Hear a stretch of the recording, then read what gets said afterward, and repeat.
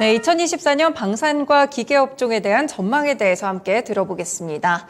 네, 아무래도 방산이나 기계 섹터 상반기에 좀 좋았던 그런 흐름들을 보였던 종목들이 상당히 많은 섹터여가지고요. 먼저 하나하나 좀 나눠서 방산 섹터부터 저희 올해에 대한 리뷰부터 들어볼까요, 연구원님? 네.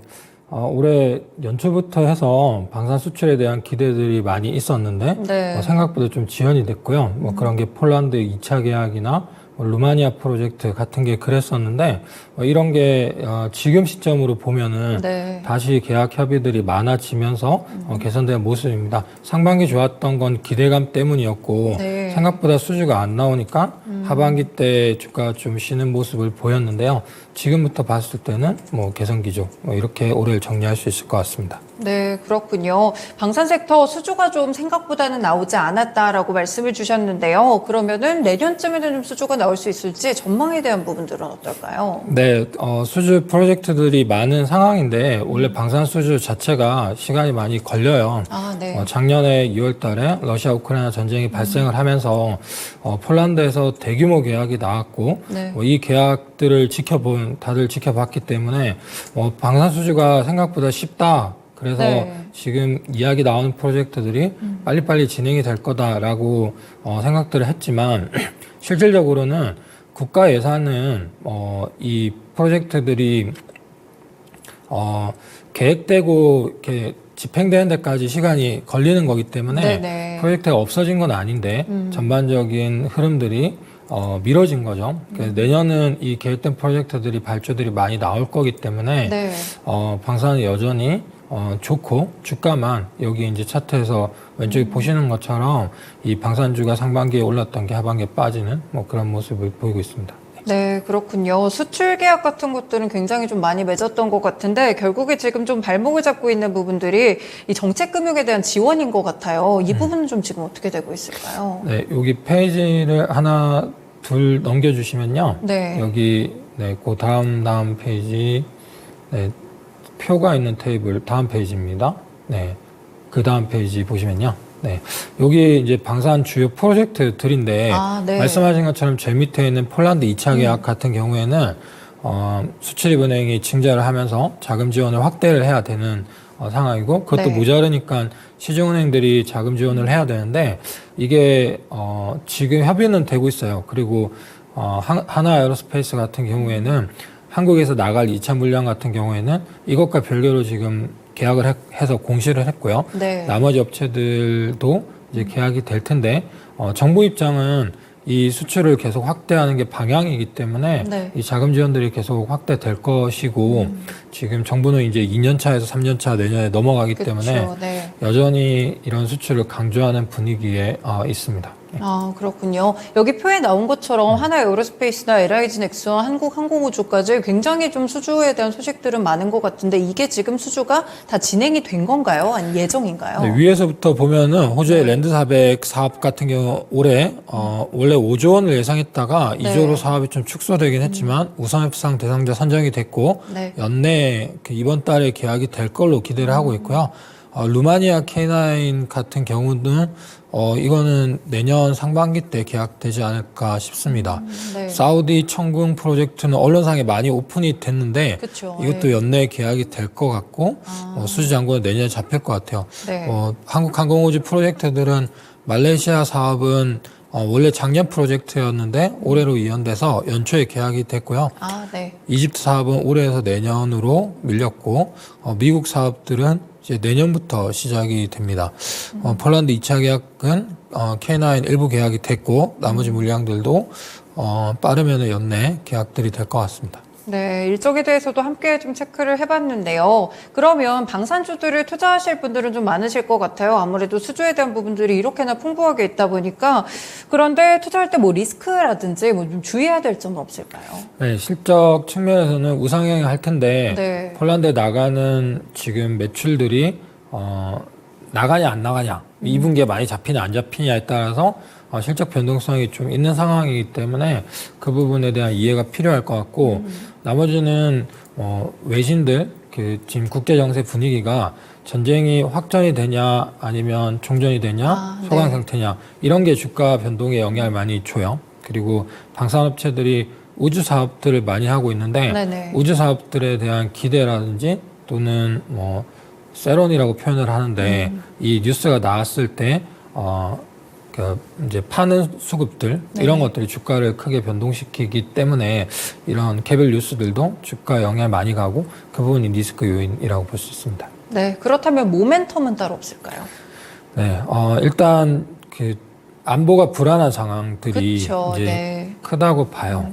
이 연간 전망의 제목이 불안과 안정 욕구 이렇게 붙여봤는데 다들 불안정한 상황이에요. 이스라엘 하마스 전쟁도 그렇고 다른 지역들도 안보 상황들은 계속 불안감이 높은 상황이기 때문에 뭐 또 어떤 일이 터질지 알 수는 없어요. 그렇지만 뭐 평화적인 분위기가 계속 미뤄지는 게 모멘텀이 될 것 같고 한국 방산업체의 이 경쟁력도 되게 네. 중요한 포인트인데 시간이 갈수록 수출은 계속 확대되는 방향으로 갈 거기 때문에 지금 작년 전쟁이 일어났고 짧은 시계열상 봤을 때는 수주가 미뤄지고 뭐 우여곡절이 있어 보이지만 네. 중장기적으로 봤을 때 한국 방산업체들의 경쟁력, 성장성, 수출 확대 이런 게 모멘텀이 될 것 같습니다.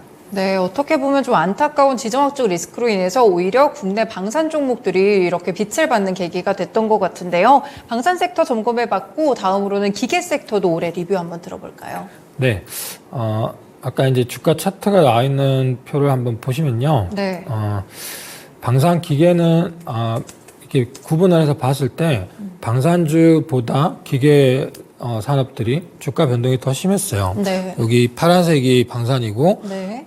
노란색이 건설 장비들 그리고 네. 회색이 전력기기인데 이 올해 지수랑 마찬가지로 7월 말 8월 초가 주가의 고점이었었고 네. 그 기점으로 이제 꺾였는데 건설 장비 같은 경우에는 상반기 때 실적이 너무너무 잘 나오면서 네. 주가가 랠리를 보였었고 3분기부터 피크아웃 실적이 이제 꺾이기 시작하니까 주가가 이제 감소세를 보였어요. 네. 반면에 전력기기는 뒤에 더 많이 오르긴 했는데 지금도 되게 주가가 좋아요. 네. 이 차이가 있는데 이게 건설 장비는 이 피크아웃을 받아들여야 되는 분위기고 전력기기들은 여전히 성장이 커요. 종목은 이쪽 오른쪽 차트를 보시면 되겠습니다. 네, 그렇군요. 말씀 주신 대로 건설기계 쪽이 굉장히 좀 변동성이 크고 지금 내려온 지점을 보니까 거의 3월, 1월 초랑 비슷하게 주가가 많이 밀린 것 같은데 따로 이유가 그러면 피크아웃에 대한 우려감이었을까요? 네, 이제 코로나 팬데믹 상황들이 공급망 차질, 네. 이제 부품 소싱 같은 게 잘 안 되면서 공급망이 차질이 되니까 수요는 계속 증가를 했고요. 이 증가한 수요를 공급이 맞추지 못하다 보니까 네. 그게 뒤로 밀리다가 공급이 조금 풀리면서 실적들이 어마어마하게 좋아졌어요. 그게 올해 상반기 상황이었고요. 네. 네, 어느 정도 공급도 풀리고 코로나 엔데믹 때문에 그런 상황들이 풀리고 그리고 경기도 생각보다 좋지는 않으니까 경기도나 분위기까지 있으니까 뭐 이런 그 실적이 피크아웃을 한 거죠. 네. 특히 이제 중간 유통상들이 이 물건을 갖고 와서 최종 소비자들한테 판매를 하는데 중간 유통상들이 그동안 공급이 부족하니까 재고가 부족해서 네. 이걸 계속 채우는 수요들까지 붙어 있었는데 어느 정도 채우고 나니까 공급이 풀리면서 채우고 나니까 지금 이제 그 수요가 많이 줄었어요. 네. 요거를 이제 피크아웃이라고 표현을 하고 있고 내년 뭐 조금 더 긴 시계열로 봤을 때는 여전히 전방 수요는 좋긴 해요. 그래서 지금 주가는 이 피크아웃을 반영해서 좀 내려가 있는 상황이고 4분기까지는 이런 기조가 이어질 거라고 보고 있고 뭐 조금 더 길게 봤을 때는 그래도 뭐 트레이딩 정도의 네, 분위기로 보고 있습니다. 일단 내년에도 지금 경기 둔화에 대한 분위기가 거의 확실시되고 있는 상황인데 그럼 건설기계 섹터들의 내년 전망은 좀 어떨까요? 네, 보통 이제 경기가 안 좋다고 했을 때 소비 경기가 안 좋다고 하면 정부들 입장에서는 인프라 투자로 이걸 경제 성장을 메우려고 하는 수요들도 있기 때문에 네. 뭐 그런 관점의 투자들도 있을 수 있어요. 특히 미국 같은 경우에는 이 인프라 투자가 구조적으로 많이 늘어나고 있는 상황인데 리쇼어링이라고 표현하는 미국의 공장을 많이 짓는 수요. 네네. 지금 차트에 이제 오른쪽 보시면 미국의 건설 투자 추인데 이 비주거형 투자, 이 회색 그래프가 엄청나게 늘어난 걸 볼 수 있어요. 네. 뭐 중국이 세계의 공장 역할을 하다가 미국이 이제 공장 투자들을 늘리니까 관련된 인프라 기반 시설들의 투자가 늘어나고 있어요. 네. 특히 미국은 인프라 시설들이 워낙에 노후화됐기 때문에 이 부분들의 투자는 지속될 것 같아요. 다만 전 세계적으로 봤을 때는 뭐 중동 괜찮고 뭐 미국 괜찮고 나머지 지역은 변동성이 되게 커요. 네. 그래서 관련된 종목 중에서 신흥국에 좀 포션이 많은 HD 현대 인프라코나 HD 현대 건설기 같은 종목들은 변동성이 되게 클 수 있어요. 아, 네. 다만 주가도 그만큼 빠져 있으니까 관심 있게 지켜볼 만하지 않을까 싶습니다. 건설 장비 섹터라든지 이런 기계 쪽도 보면은 북미 시장 비중을 그동안 좀 많이 늘렸더라고요. 예전에 중국 쪽에서는 좀 탈피한 모습인데 그럼 저희가 최근에 보고 있는 중국 리스크에 대해서는 좀 벗어났다 이렇게 볼 수 있을까요? 네, 과거에는 이제 중국의 비중이 되게 컸어요. 업체마다 거의 한 건설 장비 업체는 한 30%까지 중국 네. 비중이었는데 이 부분들이 많이 줄었고요. 중국을 탈피한 게 오히려 더 큰 기회가 되긴 했어요. 네. 탈중국 하면서 신흥국이나 다른 선진 지역의 기반들을 계속 확장해 나갔고 이 점유율이 높지가 않아요. 인프라코나 현대건설기 같은 업체를 합쳤을 때 전 세계 시장 점유율이 5% 정도밖에 안 돼요. 네. 그래서 새로운 지역들에 진출하면서 성장을 하는 게 지금 현재의 흐름이고요. 중국은 바닥권이기 때문에 판매가 정말 안 좋은 상황이기 때문에 뭐 지금을 유지한다고 하더라도 실적에 미치는 영향은 크지 않은데 조금만 돌아선다고 하면 기대감 정도만 반영된다고 해도 이게 좋을 수 있는 거죠. 보통 네. 봄바람이 불 때 네네. 뭐 한 3월 정도가 계절적인 성수기로 중국의 투자 기대 같은 게 있기 때문에 4분기 실적 나오고 한 봄 즈음까지는 트레이딩하기 좋은 시기일 것 같아요. 네, 알겠습니다. 건설 기계까지 함께 들어봤고요. 그리고 최근에 또 좋았던 게 전력기기 섹터들 보니까 말씀 주신 대로 주가가 그나마 제일 잘 유지를 하고 있는 하방 경직성이 좀 있는 종목들인 것 같은데 이쪽에서는 미국 수요가 굉장히 컸잖아요. 내년까지 모멘텀들이 이어질까요? 네, 미국은 계속 좋습니다. 미국 송전망을 보면은 50년대, 60년대, 70년대에 깔린 것들이 어마어마하게 많은데 네. 이게 계속 투자가 돼야 되는 거죠.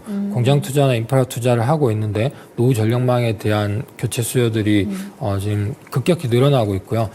미국이 한동안 공장들을 해외로 다 이전을 하면서 미국의 생산 시설들이 많이 없다 보니까 이 전력망은 특히나 수입에 의존하는 분위기고 네. 한국 업체들의 이 점유율이나 실적들이 계속 개선되고 있어요. HD 현대엘렉트릭이나 효성중공업 같은 업체, 뭐 LS 일렉트릭도 마찬가지고요. 네. 미국의 비중이 올해 굉장히 많이 확대가 됐고 이 기조는 내년에도 이어질 것 같습니다. 이쪽은 피크아웃에 대한 우려감은 따로 없는 것 같네요. 연간으로 이제 계속 있어 왔고 네. 지금도 이제 며칠 주가가 계속 좀 안 좋은데 뭐 그런 우려는 계속 있습니다. 1분기 때는 수주가 이제 피크아웃 할 거다. 3분기 때는 이 수출하는 단가가 피크아웃 할 거다. 이런 노이즈들이 주가를 계속 흔들어 왔는데 이건 사실 전방 지표들이 잘 체크가 안 되는 부분도 있고요. 아, 네. 주가가 작년 하반기부터 굉장히 많이 올랐기 때문에 많이 오른 상황에서 작은 이슈에도 변동성이 커지는 분위기도 있어요. 네. 다만 제가 볼 때는 최소 내년 상반기까지는 이런 랠리는 지속된다고 보고 있어요. 그래서 이런 좀 조정 구간에서는 다시 매수 대응을 하셔도 괜찮지 않을까 싶습니다. 네, 알겠습니다. 전력기기 섹터에 대한 의견까지 함께 종합해서 들어봤습니다. 방산기계, 전력기기 저희 굉장히 다양한 섹터들을 한꺼번에 좀 봤는데요. 그럼 이 가운데 업종에 대한 토픽은 어떻게 보실까요? 지금 보기에는 방산이 좀 편해 보이고요. 네. 그 방산 중에서는 뭐 다 괜찮아요. 방산주 전반으로 내년에도 다 성장을 한다고 보고 있는데 한국항공우주가 24년 수주가 많이 있어요. 아, 네. 그래서 한국항공우주가 내년 연간으로는 괜찮다고 보고 있고 LRG 넥스원이나 뭐 하나에어로스페이스, 하나시스템, 현대로템 같은 방산 관련 종목들도 다 괜찮아요. 네, 그리고 기계에서는 HD 현대일렉트릭이 탑픽이긴 한데 네. 효성중공업이나 LS 일렉트릭 같은 전력기기 업체도 다 괜찮고요. 그리고 말씀드린 건설 장비 업체들도 4분기 실적이 지나면서부터는 트레이딩을 해볼 만하다고 생각합니다. 전력기기 업체들에서는 이 전력기기에 대한 비중 쪽이 좀 HD 현대일렉트릭이 더 메리트가 있는 게 어떤 게 있나요? 네, 일단 피어하게 이 큰 전력기기 비즈니스에 일관돼 있고요. 네. 효성중공업은 건설 사업이 좀 섞여 있다 보니까 그에 따른 할인을 받는데 네. 반면에 시가총액이 상대적으로 작기 때문에 올해 주가를 보면 현대엘렉트릭이 한 7, 80% 연초 대비 올랐고 효성중공업은 거의 150% 올랐어요. 네. 업이 다 같이 좋아질 때는 2등 업체의 성장성이 더 크다. 뭐 이런 논리로 생각해 볼 수 있을 것 같고 이익률이 갈수록 현대엘렉트릭이 좋았었는데 네. 이제 비슷한 정도로 수렴해 가면서 효성중공업이 조금 더 주가가 많이 상승한 경향이 있습니다. 네, 그렇군요.